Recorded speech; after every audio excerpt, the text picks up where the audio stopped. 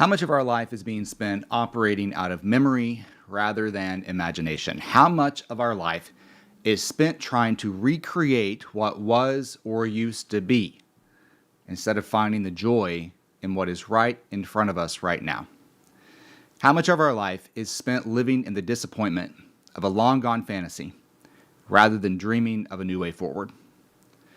These are questions that I have spent quite a bit of time thinking about lately. Pasha and I moved from Austin to the Bay Area just about 3 years ago. In many ways, that feels like it was just yesterday that we got here. In other ways, it feels like it was about 100 years ago. This has not been an easy move, especially for me. Pasha and I created a life in Austin that was really, really comfortable. I especially built a life of comfort. We lived in a part of town that we wanted to live in. I drove the car that I had always wanted. I had my perfect little gym and my personal trainer that I saw every week.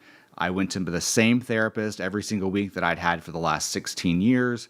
I had my functional medicine doctor on speed dial.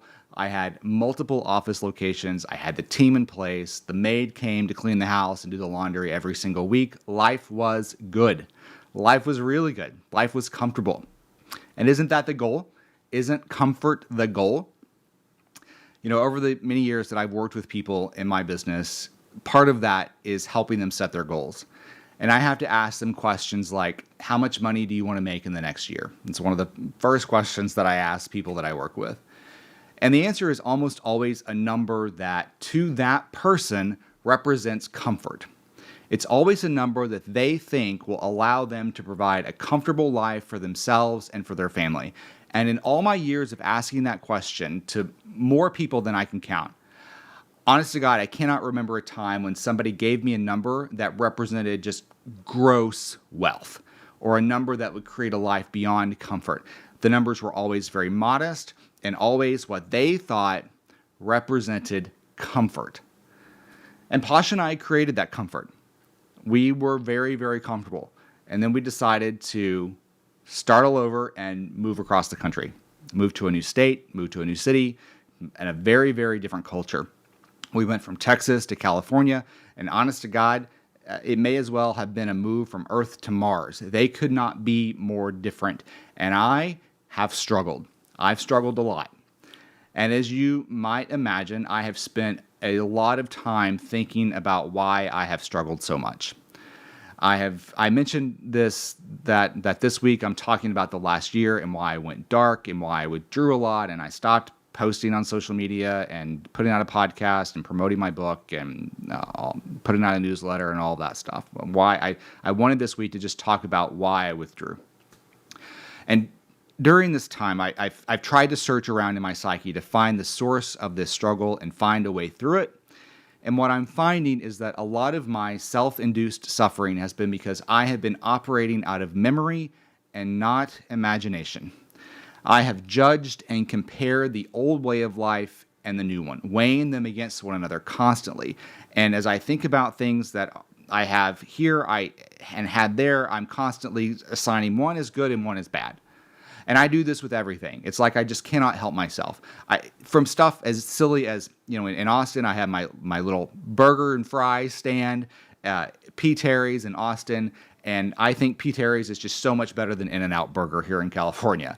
The grocery stores. I loved my grocery store in Austin. They're just so much better in Austin than they are in California.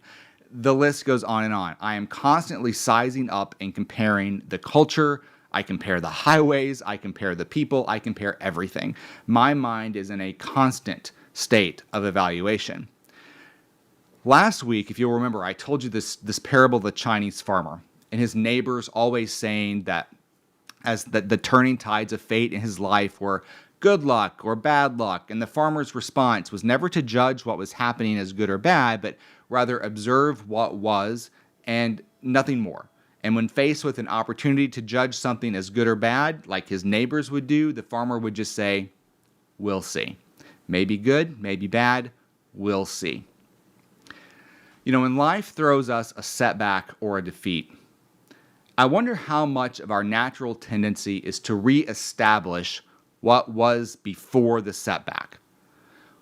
What I mean by that is how much of we experience a setback in life And our goal through that setback is to just get back to what was, to get back what we had decided was good, to get back to what we thought was comfortable. You know, when we get knocked down, whether it's through life circumstances or a self-imposed change like moving across the country, how much of our mindset is around just bouncing back, to bounce back to where we were? That is certainly where I have spent an embarrassingly long portion of the last 3 years. You can't change it. But when I reflect on it and I think about it, it's like, my God, how much time have I wasted just trying to get back, recreate what was, trying to desperately and failing miserably along the way to get what was, when what was no longer is. It is a memory. It is not my reality. And it's got me thinking that what if life sometimes knocks us down as a wake-up call? That the life of comfort you were experiencing was just a fraction of your potential? What if life sometimes knocks us out of our comfort zone so that we can shed the weight of comfort and complacency? Because our level of comfort and our potential, those things are miles apart.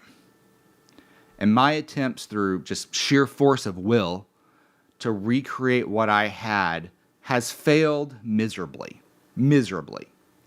And I'm not saying that as a harsh criticism. I know I talked yesterday and the day before about that harsh inner critic. This is not that. This is just an extraordinary amount of self-reflection and a look at the objective facts. Just looking at objective facts. I have failed. I have a mentor who tells this story of when he was doing sales when he was younger, and his boss sent him out to make a sale. And he comes back and his boss says, "Well, how did it go? Did they buy?" And he goes, "No, they told me no." And his boss says, "Well, then you got to go back tomorrow and ask again." You know, some people are just so negative that they have to say no 10 times before they can ever utter a yes. So you're going to go back tomorrow, you're going to find a new way to ask, and you're going to ask again. I love that. Some people are just so negative that they've got to say no 10 times before they can ever utter a yes, and that is how I'm feeling. I feel like life has been trying to sell me on potential and possibility, and I am so negative that I've just got to keep saying no, no, no. By God, it's time to start saying yes. I have worn myself out. I've spent 3 years wearing my ass out. So, what I've decided is that instead of bouncing back, I want to rise above. Instead of operating out of memory and trying to recreate a life that was only possible then and there, that I instead operate out of imagination and dream up a new way forward. I will never, ever, ever create here what I had in Austin. It's just not possible. Different place, different time, different me. And as long as I try to recreate, I will continue to suffer and struggle. That time and place in my life is gone. And that is neither good or bad. It just is. And what is also another level of possibility and potential.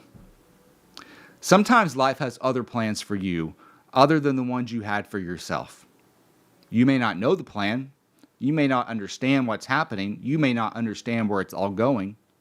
But I can assure you that as long as you keep trying to force your will on life, life is going to wear you down. Life is going to keep throwing lessons your way. Life is our greatest teacher, and she is relentless. She is strict in her classroom. And we can either learn the curriculum, or we can continue to repeat those lessons over and over and over again. Is it possible that maybe, just maybe, that in the setbacks that you face and the struggles that you are wrestling with, that life isn't trying to beat you down, but is trying to lift you up? Is it possible that life is trying to give you more than you would ever give yourself if you would just get out of your memory and step into your imagination? May you have joy, peace, and happiness, good health and well-being, a life of ease and prosperity, the courage to get what you want out of this life, the clarity to know what that is, the imagination to not sell yourself short, and the discipline to see it through. Have a great day.